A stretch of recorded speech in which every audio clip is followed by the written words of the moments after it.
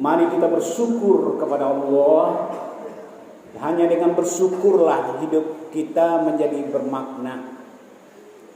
Hanya dengan bersyukur kepada Allah lah hidup kita menjadi berarti. Hanya dengan bersyukur kepada Allah lah kita betul-betul menjadi insan yang mulia. Tetapi ketika syukur itu hilang pada diri kita, wattini wazaituni waturi sinina wa hadzal baladil amin laqad khalaqnal insana fi ahsani taqwim thumma radadnahu asfala safilin. Ketika syukur itu hilang kepada diri, di dalam diri kita kepada Allah, maka summa radadnahu asfala safilin. Diri kita akan jatuh ke dalam kehinaan, jatuh ke dalam kerendahan. Maka apa yang membuat manusia itu menjadi mulia?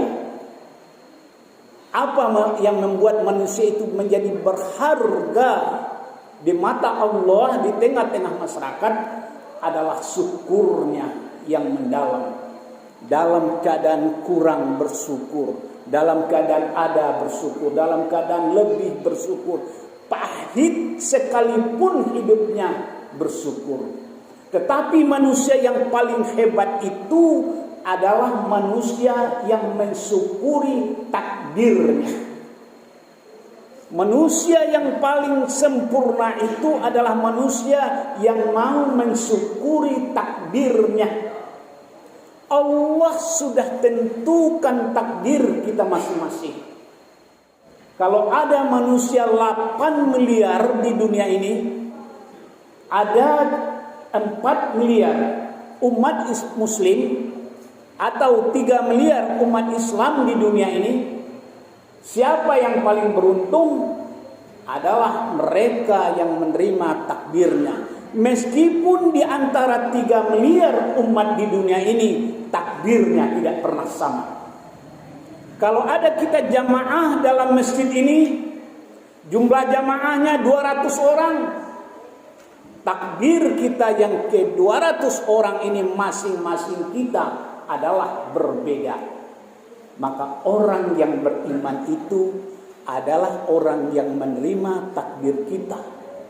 Kita tidak pernah membanding-bandingkan takdir yang kita terima dari Allah dengan takdir tetangga, dengan takdir teman, dengan takdir orang lain. Ketika kita sudah mulai membanding-bandingkan takdir hidup kita dengan tetangga kita, dengan sahabat kita, syukur kita hilang. Summa radadnahu asfala safilin. Kita akan menjadi orang rendah. Maka orang pemenangnya dalam hidup ini adalah orang yang mensyukuri takdirnya, mencintai takdir. Tetapi jangan salah kaprah. Syukur takdir bukan tidak bekerja. Menerima takdir bukan tidak berusaha. Mencintai takdir bukan tidak berbuat apa-apa. Bekerja keras, berusaha keras, kemudian bertawakal, kemudian berdoa. Itu adalah tugas kita. Selanjutnya ada gawenya Allah. Gawenya Allah itu adalah menjadikan takdir-takdir itu adalah taman-taman surga yang indah dalam diri seseorang.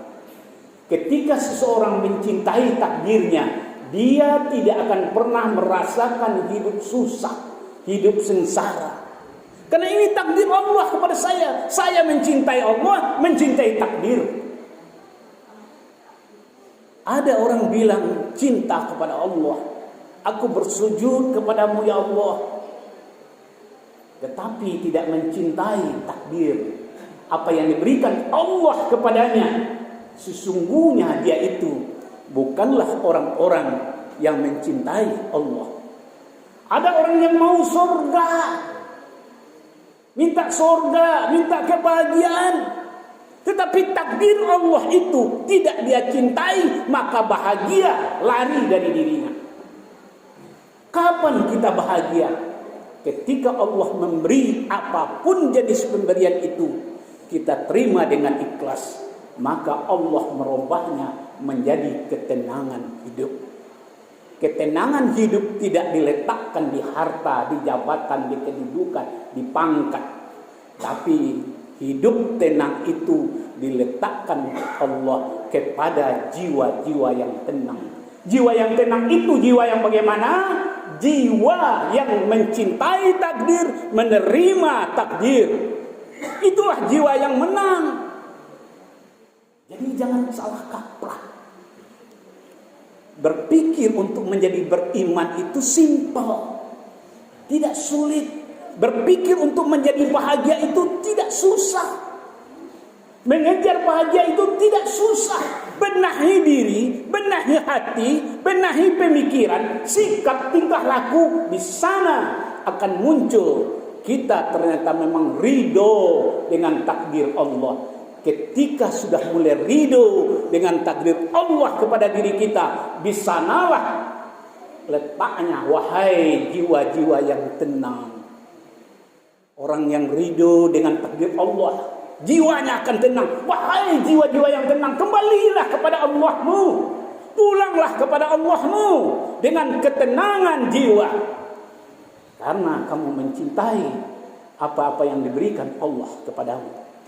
Bapak-bapak kaum muslimin, ternyata hari ini walaupun banyak manusia berselawat kepada Nabi, Allahumma sholli ala sayyidina Muhammad wa ala ali sayyidina Muhammad, ternyata hari demi hari bila kita lihat orang semakin jauh dari ajaran Nabi Muhammad, orang semakin banyak penyimpangan, umat Islam semakin banyak penyimpangan hari ini. Sumatera Barat yang menjadi basisnya penyebaran Islam di Indonesia ini, salah satu basis di Indonesia ini, Sumatera Barat, Ranah Minang kita ini, ternyata hari ini banyak kaum homo dan kaum gay di Sumatera Barat ini. Homo dan gay adalah summa rodabenahu asfala safilin, dia rendah dari binatang, lebih hina dari binatang, karena Allah melaknat orang-orang homo. Ternyata berita-berita yang muncul di Sumatera Barat hari ini hampir setiap hari dipenuhi oleh berita-berita homo, berita-berita gay, rumah-rumah kos-kosan, rumah-rumah kontrakan yang digerebek oleh masyarakat sekitarnya. Ternyata laki-laki dengan laki-laki sedang berbuat mesum. Nauzubillah min zalik. Ada apa kita di Ranah Minang ini, di Sumatera Barat ini? Sementara di sisi lain kita marilah berselawat kepada Nabi. Marilah berselawat kepada Nabi, semoga kita dapat syafaat. Tetapi tingkah laku, sikap dan kita jauh dari apa yang dibawa oleh Nabi. Maka ucapan kita berselawat kepada Nabi itu adalah ucapan dusta, mendustai diri sendiri dan omong kosong. Bapak-bapak kaum muslimin yang dirahmati oleh Allah Subhanahu wa taala, tidak berapa lama lagi kita akan memasuki suatu hari raya yang akbar, hari raya Idul Adha. Sesungguhnya hari raya yang terbesar untuk umat Islam itu adalah hari raya Idul Adha. Tadi pengurus masjid sudah menyampaikan kepada kita, kalau kita melaksanakan sholat Idul Adha tanggal 26, ada juga yang tanggal 27. Itu tidak masalah. Jangan jadikan permasalahan perbedaan hari dan tanggal. Ada yang 26, ada yang 27. Jangan dijadikan saling menghujat, saling mencaci, atau perpecahan di antara umat Islam. Kenapa hari ini Islam berpecah-pecah? Karena hari ini kita mau dipecah-pecah dan diadu domba oleh orang-orang yang berada di luar umat Islam. Ini aliran ini, itu aliran itu aliran itu. Sehingga kita diadu domba, saling mempertahankan, menyatakan aliran kita yang benar, aliran kita yang asli, sehingga yang lain tidak benar, tidak sesuai sunnah, macam-macam alasan lain. Beradu domba lah di antara kita. Ibadat yang menjadi tujuan hidup kita, iyyaka na'budu wa iyyaka nasta'in. Lupa. Yang sibuk kita perdebatkan, kita pertahankan adalah soal-soal khilafiyah. Ketika kita sudah yakin keyakinan kita tanggal 26, laksanakan. Yakin kita tanggal 27, laksanakan. Jangan saling menyinggung di antara kita. Ya Allah, aku ridho tanggal 26, aku yakin Allah akan terima. Ya Allah, aku terima tanggal 27, aku ridho, Allah akan terima. Yang Allah tidak terima adalah perselisihan dan pertengkaran atau saling menghina sesama umat Islam sehingga kita jatuh ke dalam keruntuhan. Bapak-bapak kaum muslimin yang dirahmati oleh Allah, inti dari pengorbanan itu sebenarnya bukan jumlah berapa ekor kambingnya. Inti dari raya korban itu bukan berapa ekor sapi, bukan berapa ekor kerbaunya. Karena ada kita terdengar dengan bangganya suatu masyarakat atau pengurus masjid, wah kami 20 ekor, kami 30 ekor, kami 25 ekor. Ada juga yang bilang kami cuma 2 ekor, kami cuma 1 ekor di masjid kami. Yang bilang 1 ekor sedih, yang bilang dapat 30 ekor di masjidnya ada korban sapi jadi bangga. Apakah pengorbanan hari raya Idul Adha itu diukur dengan jumlah sapi, jumlah kambing? Kalau itu yang menjadi patokan kita, iman kita perlu diluruskan.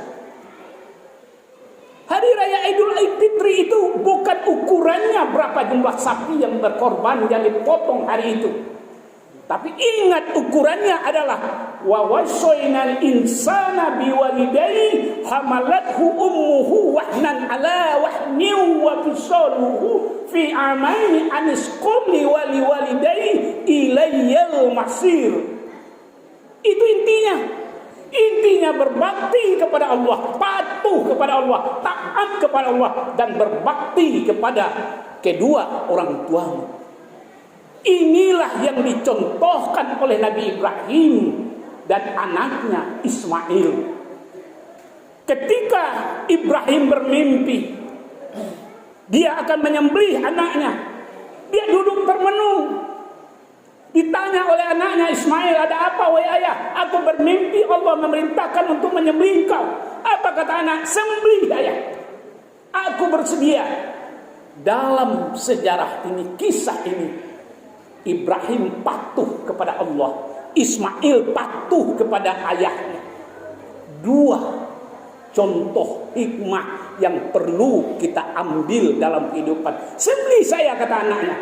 Kalau seorang anak tidak patuh kepada ayah dan ibunya, tidak akan mau memberikan lehernya untuk digorok oleh ayahnya.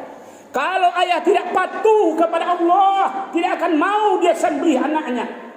Maka inti dari hari raya Idul Adha itu bukan hanya jumlah sapi yang dipotong-potong, tetapi adalah sejauh mana kita ini patuh kepada Allah dan patuh kepada kedua orang tua.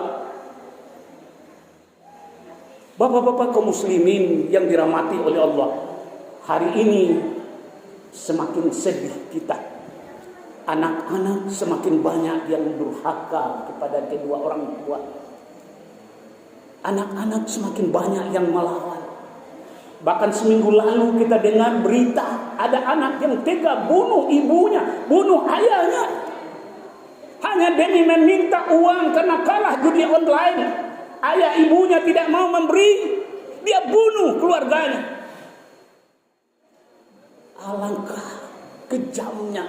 Ibu ayah adalah sumber surga. Ibu ayah adalah ladang amal. Ibu ayah adalah tempat pintu masuknya kita ke surga. Sekarang itu yang kita putus. 1000 ekor sapi pun disumbangkan, dikorbankan di halaman masjid. 1000 ekor kambing pun dikorbankan di halaman masjid dari seseorang yang bernama si Badu. Tapi kalau dia sakiti ibunya, tidak patuh kepada ibunya, tidak patuh kepada ayahnya, percuma 1000 ekor domba Percuma 1000 ekor kerbau yang dia tumpahkan darahnya hari itu, karena dia tidak masuk kepada wa wasaina insana biwalidayhi hamalathu ummuhu wahnan ala wahni wa fisaluhu fi amain anisquli waliwalidayhi. Tidak masuk kepada golongan orang yang taat patuh kepada Allah dan kepada orang tua. 1000 pun dia tumpahkan. Karena inti dari surga itu sudah dicontohkan oleh Allah dalam kisah Nabi Ibrahim dengan anaknya Nabi Ismail. Berkorban itu sebenarnya adalah taat kepada Allah. Berkorban itu sebenarnya adalah patuh kepada kedua orang tua. Rajin sujud, rajin zikir, rajin sedekah, rajin infak, sayang kepada anak, tapi tidak sayang kepada ayah dan ibu, menyakiti hati ibu setiap saat. Tetap tempat kita di neraka. Tetap tempat kita di neraka. Tak berhenti zikir pagi sore malam, tak berhenti sholat pagi sore malam. Ibumu kamu sakiti, kata-katamu menyakiti hati ibumu. Kepada ibumu tidak kamu berbakti, kepada ayahmu tidak kamu berbakti. Nol semuanya, nonsen semuanya itu. Allah tidak akan terima amal ibadat apapun kecuali anak yang berbakti kepada ayah dan ibunya. Itulah inti dari sebenarnya. Maka ketika kita merayakan Hari Raya Idul Adha, yang perlu kita ambil hikmah, apa inti dari semua itu? Kalau kita berkorbannya sedikit, tapi kita berbakti kepada ayah ibu, alhamdulillah surga. Kalau kita belum mampu berkorban sapi, kambing, tapi kita berbakti kepada ibu, kita melebihi orang yang berkorban 10 ekor sapi tapi tidak berbakti kepada ayah dan ibu. Saya ulangi bapak-bapak kaum muslimin, andai besok tanggal 26 itu, 27 itu tidak ada darah yang tertumpah yang berasal dari pengorbanan kita, korban kita, apakah kambing atau sapi, jangan bersedih. Tetapi kita adalah seorang ahlinya yang suka berbakti kepada ayah ibu, tidak menyakiti hati ibu, patuh kepada ibu, walaupun ibu miskin, ibu susah, selalu mendoakan ibu, selalu berinfak, bersedekah untuk ibu kita. Lebih mulia kita daripada orang yang menumpahkan 100 ekor sapi, 1000 ekor sapi, tapi dia selalu menyakiti hati ibunya. Ingatlah itu bapak-bapak kaum muslimin yang dirahmati oleh Allah Subhanahu wa taala.